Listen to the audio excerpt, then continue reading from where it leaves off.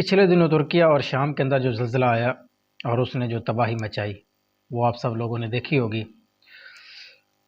اس زلزلے کے دوران اللہ پاک کی قدرت کے بہت سارے نظارے سامنے آئے۔ ویسے تو یہ زلزلہ بھی اللہ پاک کی قدرت کا ایک نظارہ ہے، لیکن بالخصوص اس زلزلے کے اندر ایسی چیزیں سامنے آئیں جو انسانی عقل تسلیم کرنے سے قاصر ہے۔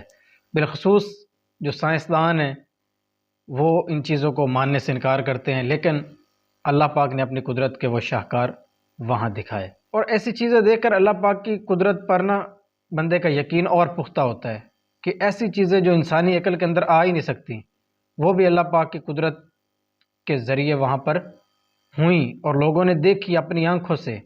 سب سے پہلے میں آپ کو دکھاتا ہوں ایک ویڈیو، یہ دیکھیے گا۔ اب اس ویڈیو کے اندر آپ دیکھیں یہ شخص کہہ رہا ہے، یہ کہہ رہا ہے کہ ترکی کا ایک شہر ہے مراش۔ اب مراش کے اندر کہتا ہے کہ ہم نہ ملبہ ہٹا رہے تھے، 5واں دن تھا زلزلے کا، ہمارے پاس ایک خاتون آئی ہے۔ اب اس نے کہا فلاں جگہ پر نہ میرے بچے پھنسے ہیں، ان کو نکالو۔ کہتا ہم اس کی نشاندہی پر گئے، ہم نے ملبہ ہٹایا، دیکھا کہ واقعی نہ بچے نیچے زندہ تھے۔ جب بچوں کو نکالا تو ماں غائب۔ اب بچوں سے پوچھا کہ آپ کی ماں کہاں گئی؟ تو انہوں نے کہا ہماری ماں کو تو فوت ہوئے 4 سال ہو چکے ہیں۔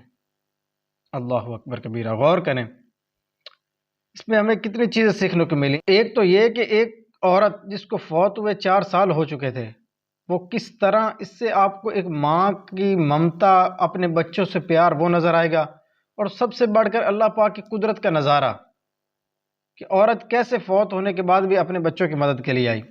اب سائنسی عقل جو ہے وہ اس کو ماننے سے انکار کرتی ہے، لیکن وہاں لوگوں نے دیکھا ایسا ہوا ہے تو ماننا پڑے گا۔ اللہ پاک کی قدرت کے یہ نظارے ہیں۔